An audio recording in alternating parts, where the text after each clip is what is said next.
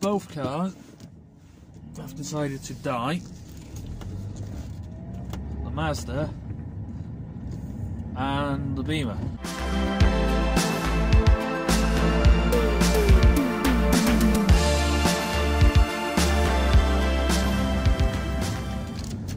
Now, the Mazda's problems were every time you pressed the clutch, the engine would cut out. I believe I've got a video of it somewhere, so hopefully I'll put it in here somewhere. And the Beamer decided that on the way home, excuse me, it was going to eject all of its hydraulic fluid and power steering fluid through the front suspension. And I have a video of that as well. So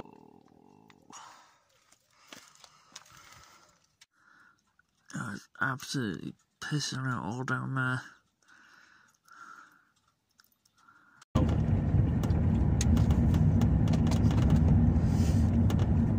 Now I've been putting off repairing the Mazda because I didn't know how much it was going to cost me, because it was one of those that I had the BMW, it was still working well, but then the BMW decided to die on the week that this was due to go in. Now luckily, all that was wrong with the Mazda when I eventually took it in to get repaired was the throttle body and the fuel filler, not fuel filler, sorry, I'm trying to drive and talk at the same time, I'm a man. The fuel filter were completely caked in crap, probably from the building work that was behind where it's parked. It's probably sucked in a load of crap at some point. So luckily for me, it only cost me 60 quid to have it repaired. But I know damn well what's wrong with the BMW, and it's not a 60 quid job. We're looking at about 300 quid minimum. You know, I think the cheapest part I found for it, it all depends what's gone. If it's the actual suspension, the hydraulic suspension that's gone, I'm going to need a new entire suspension. Oh god, I can't think of words today. The part that attaches the wheel to the body, I'll get there, it'll come back to me in a minute. And that's, you know, it's about 250 quid without labour. So, but I think I might be able to bodge it. Oh, pigeon! I might be able to bodge it where the crack has actually happened. So if you're wondering what I'm driving now, I'm actually driving the Mazda, which I forgot. I haven't driven it for a long time because it's now the wife's car.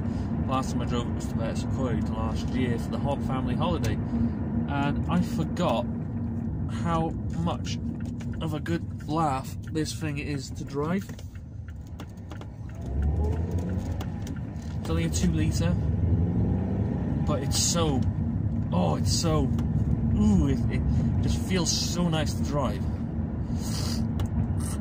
But yeah, so I'm going to take this out for a little bit of a smash around now that we got it back, just to make sure that everything's going well.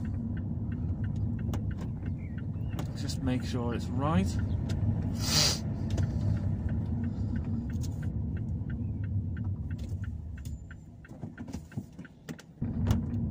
Which is not ideal. God, she looks happy. It's 9 psi. It's not the ideal. At least I want it to be. That was lucky. Yeah. Oh, God.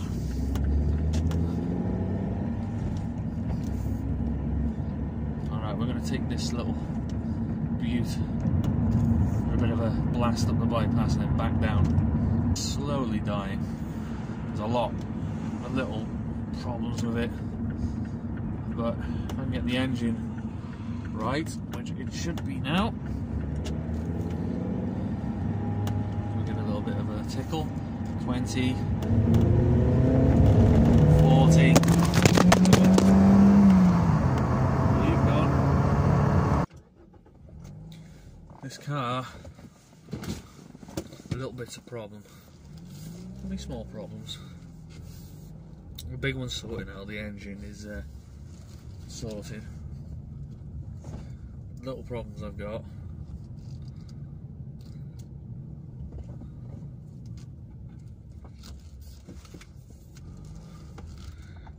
The central locking doesn't work anymore. The windows switches on the driver's side don't work for any of the doors except for this one.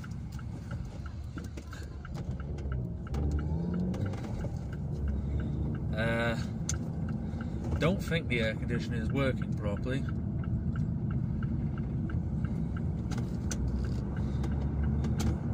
But it makes up for it in fun. It's fun to drive.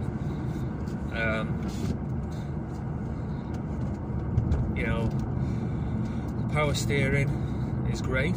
You can feel the road through the wheel, which a lot of modern cars have lost lately.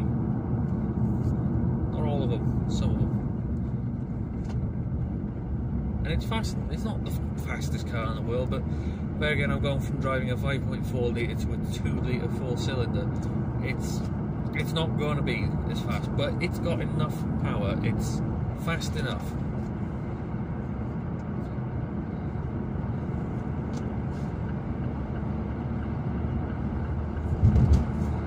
You know, it's not as if it's a slug. You know, compared to the old C-Max that we used to have, which was like 0 to 60 in felt like 20 seconds. Yeah, this is not great. You know, it's 0 to 60 9.9 seconds apparently, which is not fantastic. But at the same time, it's not bad. It's under 10 seconds just. You know, it looks nice. It's got a nice colour. The interior is a pleasant place to sit. All-round nice car, and you can't ask much more than putting a smile on your face. I always maintain it doesn't matter how fast the car is or how luxurious it is, as long as you can sit in it and it makes you feel good driving it, then what else does anything else matter? Now, we have neglected this car for a little bit, I'm going to admit. It's got the wheels scuffed up and need repairing, the interior is bogging, but this is the family car. The kids are in this car. The reason it's bogging is because the kids eat in here and they play in here. You know, it does need a clean. I'm going to clean it.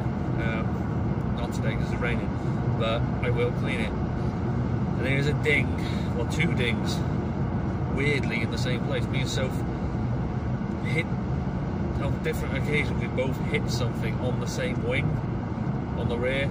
Kind of weird. So they need repairing. It didn't do any damage to anything major, but you know, whatever. But it's a good car. It's a good car. The van behind me got his lights on full beam.